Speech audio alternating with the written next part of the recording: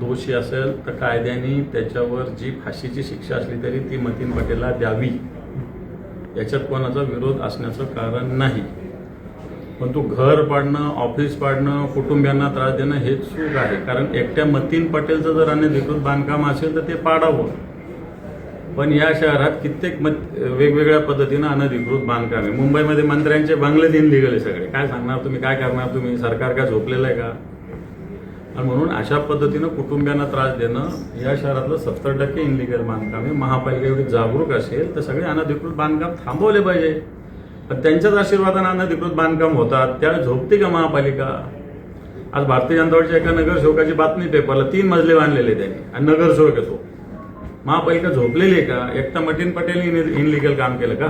अनधिकृत बांधकाम केलं का? मला असं वाटतं मतीन पटेल जो गुन्हा केला असेल, धर्मांतराच्या प्रकरणातल्या ज्या कोणी आरोपीला आधार दिला असेल त्या संदर्भात जी काही कायदेशीर कारवाई मतीन पटेलवर करावी. परंतु हे घर पाडणं, दार पाडणं हे यूपीची बिहारची संस्कृती महाराष्ट्रात येऊ नये, त्याला आम्ही विरोध करू. योग्य व्यासपीठावर करू. येणाऱ्या अधिवेशनात हे मुद्दे मी मांडल्याशिवाय राहणार नाही. अनधिकृत बांधकाम कोणाकोणाचे भारतीय जनता पार्टी याच्याकडे माझ्याकडे पुरावे. ते राजू खेडकरचं हॉस्पिटल आहे कोणतं इथलं, पूर्ण वरचे मजले इनलिगल आहे.